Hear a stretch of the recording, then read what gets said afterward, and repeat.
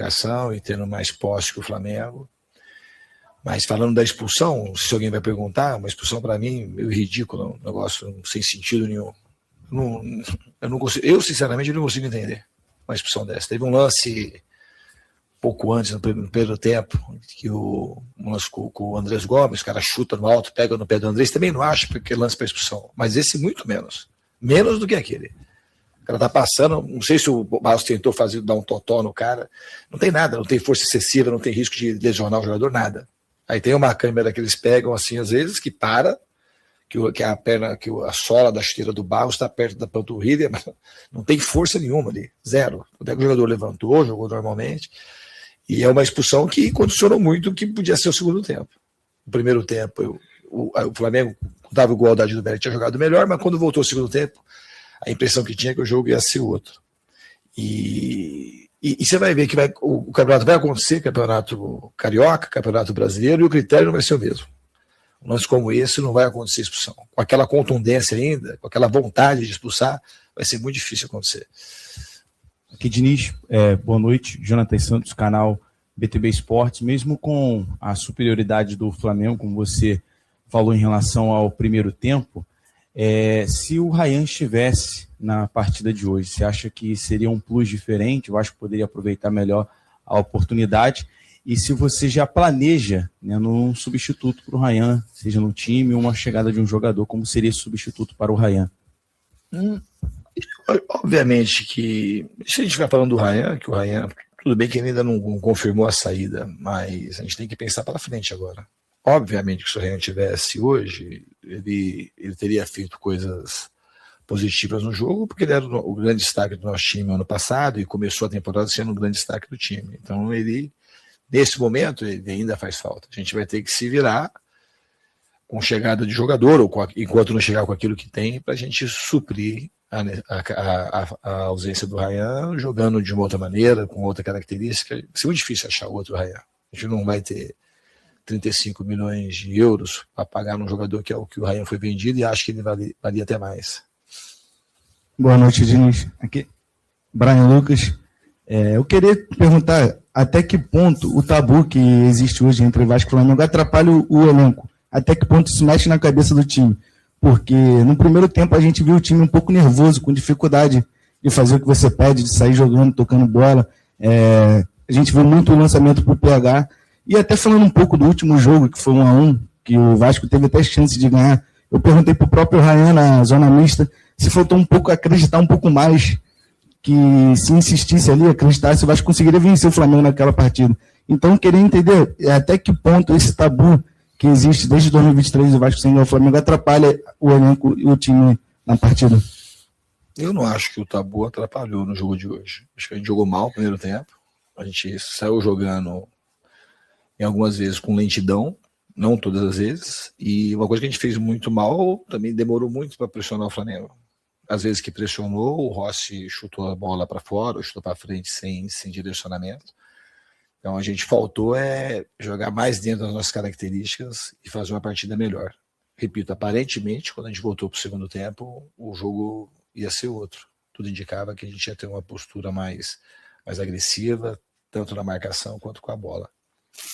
Diniz, boa noite. Lineker Bionde, canal Hora do Vasco. Queria a opinião de você sobre uma situação de jogo. Você acabou de falar do chutão do Rossi, proporcionado pela sua marcação, né, que é alta, acaba preenchendo bastante o campo adversário de jogadores do Vasco, e aí proporciona esse chutão. Isso acontece em vários jogos, para você que joga sob linha, né, na estrutura de zaga, e sob pressão na parte frontal ali, na marcação. Porém, quando esse chutão sai, eu sinto falta de um jogador com alta estatura para ganhar essa primeira bola. Eu queria que você comentasse um pouco sobre isso, porque você usa a mesma estrutura para o setor ofensivo. Quando o Flamengo adianta as linhas, você está sob pressão, você tem ali um passe horizontal que é praticamente fatal, aconteceu contra o Maricá, aconteceu também contra o Flamengo, vários erros de passes horizontais, mas quando você vai verticalizar, essa disputa é feita pelo GB, que tem alta estatura. Por que você considera o GB importante para essa primeira bola, essa disputa de primeira bola quando você está pressionado, mas quando você pressiona não tem um mesmo jogador de estatura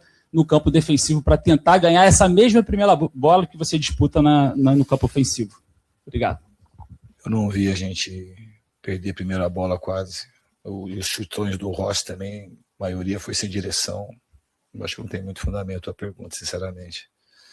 Vai para a próxima. Diniz, boa noite, tudo bom? No dia 8 de novembro, após uma derrota para o Juventude em São Januário, você fala em coletiva que o Vasco está aprendendo ainda a ser um time grande. Hoje o Vasco joga um jogo grande contra o Flamengo e perde. A pergunta que eu faço para você é: o que faltou hoje para o Vasco jogar como um time grande dentro do Maracanã? Boa noite. Eu acho que faltou jogar dentro das características. E o aprendizado continua, né? A gente não foi um Vasco grande, principalmente no primeiro tempo. Mas é um aprendizado. Isso pode você pode ter certeza que a gente vai trabalhar para aprender a jogar com a grandeza que precisa. A gente podia ter jogado muito melhor no primeiro tempo. O espaço que teve para jogar bem no segundo tempo foi muito pouco. A igualdade numérica, 5 minutos apenas. Acho que você, mais uma vez, demorou para voltar. Imagino que tenha tentado resolver na conversa. Voltou com o mesmo time, com os mesmos jogadores. Mas o time, por mais que você tenha dito que achou uma postura diferente, o Flamengo continuou superior ao Vasco a partida mesmo antes da expulsão. No lance da expulsão, concordamos que foi precipitado, ok, mas com um jogador a mais, mesmo com um jogador a menos, no caso do Vasco, você não fez nenhuma alteração que não fosse a entrada do Hugo Moura. E o Vasco, mesmo com 0-0, demorou para tomar o gol. A impressão de todo mundo que estava no Maracanã era que o gol ia sair a qualquer momento, e o Vasco se defendendo, e pareceu que o Vasco esperou tomar o gol para fazer alguma alteração. O que passou na sua cabeça nesse momento, da expulsão até o Vasco tomar o gol? Você achou que aquele time, naquela circunstância, tomando aquela pressão, poderia empatar? Bom, eu vou discordar que eu não acho que no segundo tempo foi o jeito que você falou. Acho que o primeiro tempo o Flamengo foi superior. Os 5 minutos, a amostra é muito curta, mas eu não acho que o Flamengo voltou superior a gente. Se a gente pegar os 5 minutos do jogo para assistir, você vai ver que não foi isso que você está falando. Depois da expulsão, o time mais treinado para defender daquela forma que eu coloquei era aquele que, enquanto os jogadores estivessem aguentando, era aquele time que eu ia manter para tentar sustentar o 0-0. E não acho que a gente tinha conseguido, do jeito que o Flamengo estava posicionado, jogar numa postura com 0-0 para a gente escapar de contra-ataque. A gente teve que baixar bastante a linha, então o contra-ataque ia ser difícil para a gente ter. Aí o Flamengo, um pouquinho antes da parada técnica, o Flamengo fez o gol, era uma mexida que eu já ia fazer, que estava esperando a parada técnica, e eu mantive a estrutura, porque se a gente fosse subir com jogador a menos, aí sim a gente tinha condição, ia ter menos condição de fazer um gol e mais condição de tomar mais gols. Então ficou um placar de 1-0. A estratégia era de tentar, e como a gente conseguiu algumas vezes furar com posse, sair e se posicionar no campo de ataque, terminar uma outra jogada, posicionar no campo de ataque, terminar uma outra jogada para tentar fazer o nosso gol de empate. Era essa a estratégia. Contra as substituições, eu substituí na hora que eu achei necessário. Não adianta querer sair. Aí se mexe de maneira equivocada e toma como foi 6-1, já que teve jogador expulso, a gente já está discutindo outro tipo de discussão aqui.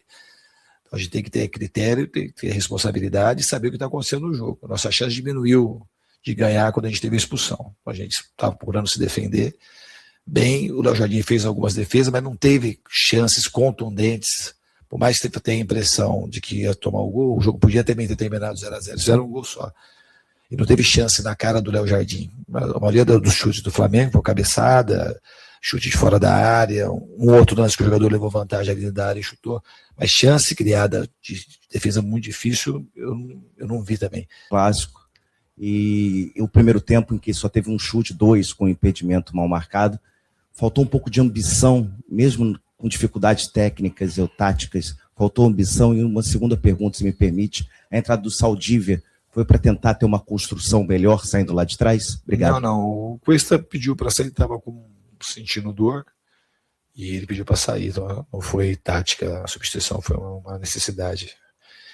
E eu acho que faltou, eu concordo com você, eu acho que o que foi pior no jogo do Vasco foi uma questão, primeiro tempo, uma questão de comportamento.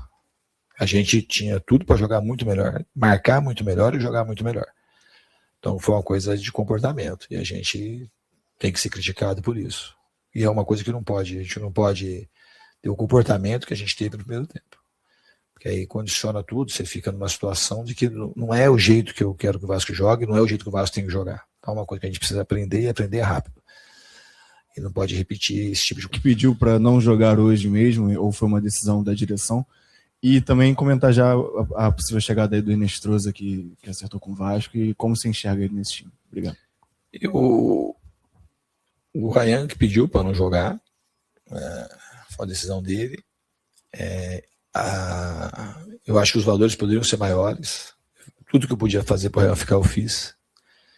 Talvez se eu fosse ter até um pouco de arrependimento de não ter feito mais no ano passado, porque essa situação do Ryan era uma situação para mim muito clara, de que ele ia avançar muito na carreira dele, e uma coisa já era podia ter conversado, vai acontecer isso, ele não pode sair, não deve sair.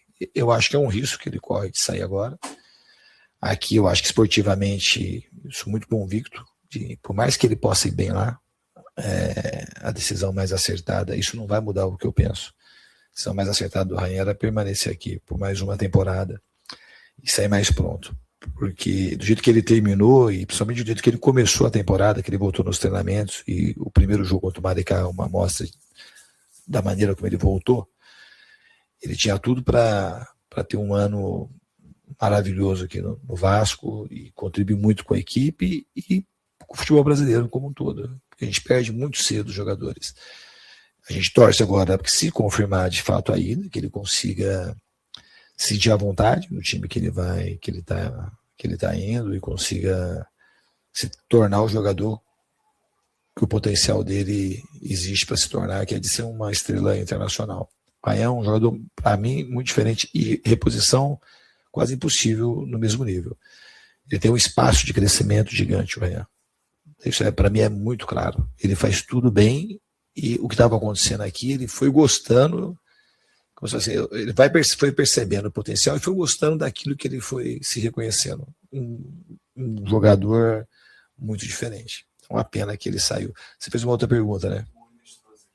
O Inestrosa é um jogador, as características um pouco parecidas com a do próprio Andrés Gomes, um jogador rápido, com bastante energia física, com boa técnica, que esteve aqui na base do Palmeiras durante 2 anos, e o ano passado a gente acabou acompanhando ele com mais intensidade no Atlético Nacional, que acabou caindo na chave do Inter e do Bahia, e na janela do meio do ano a gente já tinha tentado o Inestrosa. Então, um jogador que eu acho que tem tudo para vir e nos ajudar.